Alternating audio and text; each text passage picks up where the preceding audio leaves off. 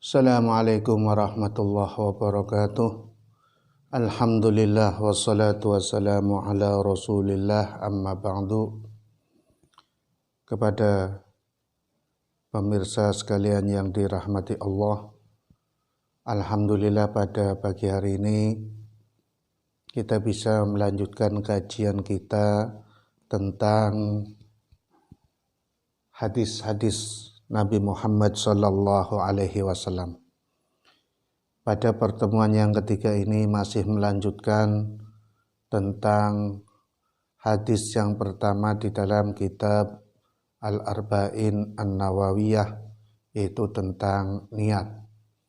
Pada pertemuan yang pertama dan kedua kita telah membahas apa itu niat, tempat niat itu di mana. Pada pertemuan ini akan melanjutkan hadis Nabi Muhammad sallallahu alaihi wasallam, yaitu faman kanat hijratuhu ilallahi wa rasulihi fa hijratuhu ilallahi wa rasulihi wa man kanat hijratuhu lidunya yusibuha aw imra'atin yankihuha fa hijratuhu ila ma hajara ilaih. Ada dua pembahasan penting dalam kelanjutan hadis ini. Yang pertama, tujuan dari niat seseorang. Nabi Muhammad sallallahu alaihi wasallam menerangkan, barang siapa yang hijrah, pindah dari satu tempat ke tempat yang lain, dari satu kondisi ke kondisi yang lain, atau barang siapa yang beribadah kepada Allah Subhanahu wa ta'ala, kemudian ia niatkan untuk Allah dan Rasulnya, untuk mencari keridhaan Allah Subhanahu wa ta'ala, untuk mengabdi kepada Allah Subhanahu wa ta'ala, fa hijratuhu ilallah wa rasulihi, maka hijrahnya, pindahnya, ibadahnya itu kepada Allah Subhanahu wa ta'ala. Ketika dia beribadah untuk mencari keridhaan Allah Subhanahu wa ta'ala, maka dia akan mendapatkan keridhaan Allah dan Rasulnya. Demikian juga sebaliknya, barang siapa yang hijrah, pindah dari satu ke tempat yang lain, dari satu kondisi ke kondisi yang lain, barang siapa yang beribadah kepada Allah tetapi tujuannya lidunya, karena urusan dunia, karena urusan materi, karena ada tujuan-tujuan lain, maka dia akan mendapatkan urusan itu, tujuan itu. Kalau dia beribadah dengan tujuan kebendaan, dia akan mendapatkan kebendaan. Kalau orang berhijrah karena tujuan untuk mendapatkan harta benda, dia akan mendapatkan sebagaimana apa yang ia niatkan awal, walaupun dalam pelaksanaan adalah pelaksanaan ibadah. Demikian juga barang siapa yang hijrahnya itu karena perempuan, hijrahnya karena ingin mencari seorang pendamping, seorang istri, dia akan mendapatkannya. Dari hadis ini bisa diambil kesimpulan, ada dua tujuan orang dalam niat melaksanakan aktivitas-aktivitas apapun. Yang pertama adalah dari diri sendiri, intrinsik, dari dalam diri sendiri. Dari dalam diri sendiri itu berarti murni tujuannya untuk mencari keridhaan Allah Subhanahu wa ta'ala.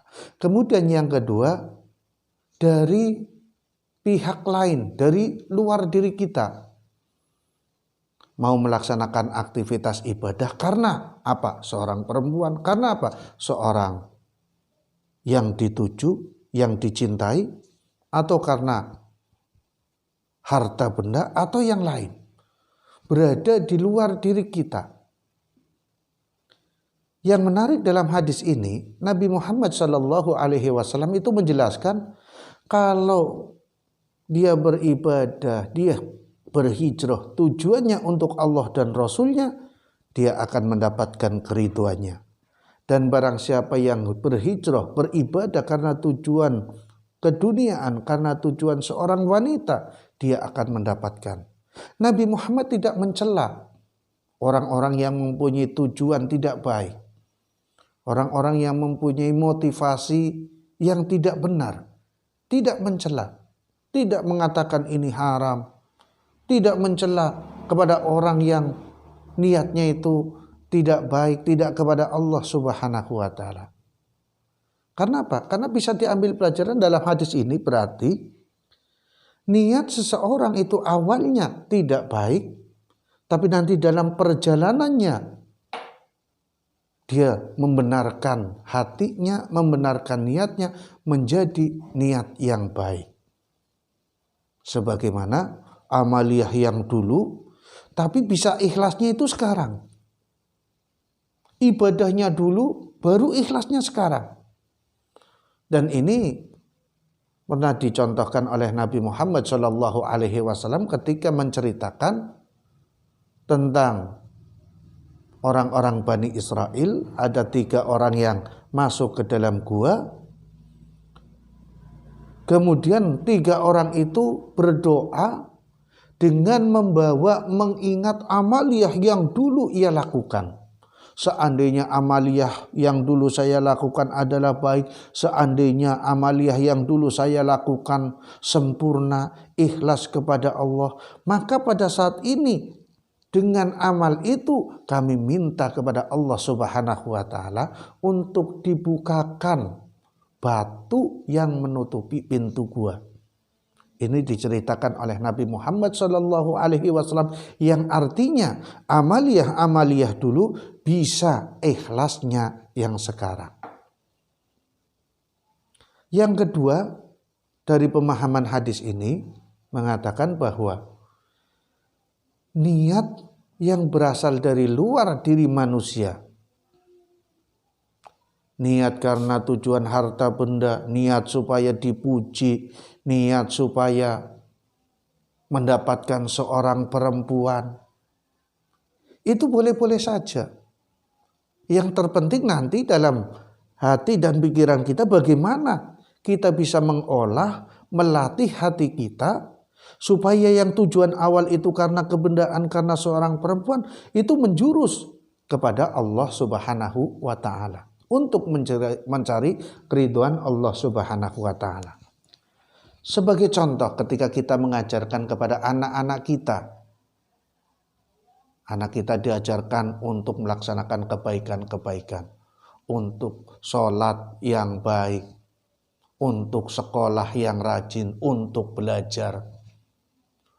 Ketika anak itu tidak mau belajar, tidak mau sholat, tidak mau melaksanakan kegiatan-kegiatan yang baik, kemudian kita sebagai orang tua memberikan motivasi kepada anak kita.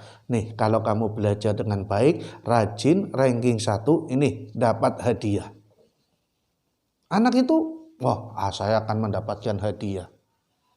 Saya akan mendapatkan benda ini yang diinginkan oleh sang anak. Nah, yang pertama itu ketika kita menyuruh kepada anak untuk melaksanakan sholat, melaksanakan ibadah, melaksanakan kegiatan-kegiatan yang lain supaya dia melakukan dengan diberi hadiah. Dia berarti niatnya karena hadiah itu. Tapi ketika berkali-kali dia lakukan, kemudian dia rajin sholat, rajin ibadah, rajin belajar terus tiap hari, akhirnya rajin belajarnya, rajin ibadahnya menjadi kebiasaan. Nah, karena sudah menjadi kebiasaan, maka ketika dia mendapatkan hadiah ataupun tidak, dia akan tetap melakukan perbuatan baik itu. Artinya bahwa niat yang awalnya tidak baik karena keduniaan, karena seorang perempuan, itu bisa dilatih kemudian menjadi tujuannya hanya kepada Allah Subhanahu wa ta'ala. Jadi hal ini kalau melihat dalam hadis itu boleh-boleh saja orang itu awalnya berniat tidak benar, kemudian dia berusaha untuk membenarkan niat itu, untuk mensahkan niat itu menjadi niat yang baik, menjadi niat yang benar. Kemudian pelajaran yang kedua yaitu tentang hijrah. Secara umum, hijrah adalah pindahnya Nabi Muhammad SAW dari Mekah ke kota Yasrib atau ke kota Madinah. Ini hijrah secara fisik. Fisik Nabi Muhammad pindah dari satu tempat ke tempat yang lain. Jelas ketika pindah dari satu tempat ke tempat yang lain, ini banyak sekali resikonya. Satu, tempat tujuan apakah sesuai dengan kebiasaan kita, dengan kesenangan kita, ataukah tempat tujuan itu menerima kita atau tidak. Kemudian kita yang berasal dari tempat asal kita meninggalkan sanak keluarga, kadang-kadang juga ada harta benda, kadang-kadang ada juga pekerjaan. Tetapi ini dilakukan oleh Nabi Muhammad SAW dalam rangka strategi dakwah. Nabi asalnya dakwah di Mekah 13 tahun. Kemudian pindah ke Yasrib ke Madinah 10 tahun dan berhasil. Nah, dari dua periode itu, periode Mekah dan periode Madinah, yang akhirnya Nabi Muhammad SAW berhasil dalam dakwahnya. Kenapa? Karena peristiwa pindahnya Nabi Muhammad SAW secara fisik dari Mekah menuju Yasrib. Yang perlu digarisbawahi adalah ada sebagian kelompok orang Islam yang memaknai makna hijrah periode Mekah dengan periode Madinah kemudian dibawa dalam kondisi masyarakat Indonesia. Ada sebagian dari kelompok umat Islam yang memaknai hijrah itu berarti di Indonesia ini belum fase-fase Madinah, masih fase Mekah. Karena apa? Karena di Indonesia itu belum ada negara Islam. Jadi menurut mereka tujuan utama dari dakwah Nabi Muhammad SAW adalah membentuk komunitas Muslim, negara Islam, yang kemudian membagi bahwa Indonesia sekarang ini masih fase Mekah. Kalau fase Mekah belum ada kewajiban sholat, belum ada kewajiban puasa, belum ada kewajiban-kewajiban yang lain. Dakwahnya hanya dakwah tauhid, dakwahnya hanya dakwah akhlak. Kalau dakwah tauhid, dakwah akhlak, ataupun dakwah sunnah-sunnah Nabi, ya silahkan. Tapi kemudian mengaitkan dengan Indonesia, yang kemudian Indonesia masih periode Mekah, yang kemudian kita wajib dakwah tauhid, dakwah akhlak, tanpa kemudian meninggalkan kewajiban-kewajiban yang telah berlaku. Sholat sudah dilaksanakan oleh masyarakat Indonesia, puasa sudah dilakukan oleh masyarakat Indonesia, haji sudah banyak dilakukan oleh masyarakat Indonesia. Cuma hanya karena tidak ada negara Islam kemudian itu dihilangkan. Dan ini yang pemahaman ini adalah pemahaman yang salah, karena salah memahami sejarah Nabi Muhammad SAW. Dan pemahaman ini bisa sesat dan menyesatkan. Sesat kepada dirinya. Dia selama ini tidak pernah melakukan sholat. Kenapa? Beranggapan bahwa Indonesia adalah periode Mekah. Mekah belum ada kewajiban sholat, maka saya tidak akan sholat. Maka kewajiban utama kita adalah mendirikan negara. Nah, memang gampang membuat sebuah negara. Perangkatnya harus ada, wilayahnya harus ada, sumber hukumnya juga harus ada, masyarakatnya juga harus ada. Saya tidak usah melaksanakan ibadah puasa, tidak usah haji. Kenapa? Masih periode Mekah. Nah, ini yang salah pemikiran di dalam memahami masalah hijrah Nabi Muhammad sallallahu alaihi wasallam. Oleh karena itu kelompok-kelompok ini dia dakwah utamanya adalah bagaimana mendirikan sebuah negara. Lalu bagaimana dengan kewajiban-kewajiban sholat, kewajiban-kewajiban yang lain? Karena mereka beranggapan bahwa ini masih periode Mekah, tidak ada kewajiban sholat, tidak ada kewajiban puasa dan kewajiban-kewajiban yang lain. Tetapi kewajiban utama adalah mengganti kewajiban sholat, mengganti kewajiban puasa. Dengan cara apa? Dengan cara mengeluarkan sebagian hartanya. Kalau sholat sekian ratus ribu, puasa sekian ratus ribu. Uang itu dikumpulkan untuk apa? Untuk membangun sebuah negara. Nah, ini pemahaman yang salah. Nah, pemahaman yang salah terhadap konsep hijrah ini bisa menyebabkan keributan-keributan baik antar umat Islam atau Islam dengan negara. Oleh karena itu harus dipahami. Hijrah iya. Bahkan Nabi Muhammad SAW keberhasilannya baik berhasilan di Madinah, kemudian menjalar ke Mekah, kemudian ke daerah-daerah lain karena diawali dengan hijrah pindahnya Nabi Muhammad SAW. Tetapi ketika sudah Fathu Makkah 8 tahun setelah hijrah Nabi Muhammad SAW, Nabi Muhammad mengatakan la hijrata ba'dal fathi walakin jihadun wa niyatun. Sekarang tidak ada hijrah setelah Fathu Mekah. Tidak ada pindah secara fisik. Sekarang orang-orang Mekah nggak usah pindah ke Madinah. Karena apa? Karena orang Mekah sudah menerima Islam. Karena daerah-daerah lain sudah menerima Islam, nggak usah pindah ke Madinah. Tidak ada pindah fisik. Tetapi yang ada jihadun wa niyatun. Jihad itu apa? Mengerahkan segala kemampuan, silahkan. Yang dicari adalah kebaikan, yang dicari adalah ibadah kepada Allah Subhanahu wa taala. Dalam berpikir silahkan kerahkan segala otakmu, pikiranmu untuk beribadah kepada Allah Subhanahu wa taala, untuk memajukan Islam tanpa harus pindah tempat. Niat yang baik. Lah ini yang dianjurkan oleh Nabi Muhammad sallallahu alaihi wasallam. Sehingga para ulama ini kemudian membagi makna hijrah itu menjadi dua.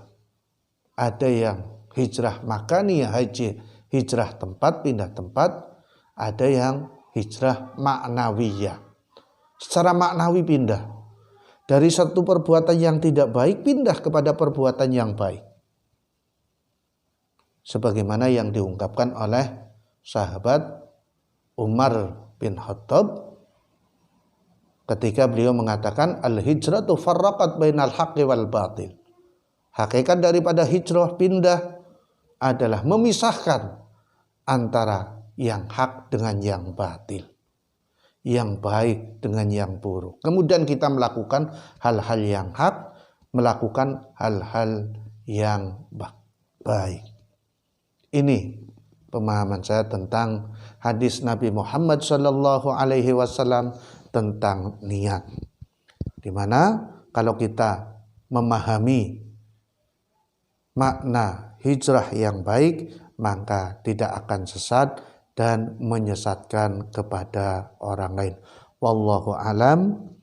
Demikian pembahasan tentang hadis Nabi Muhammad sallallahu alaihi wasallam, mudah-mudahan bermanfaat bagi kita. Assalamualaikum warahmatullahi wabarakatuh.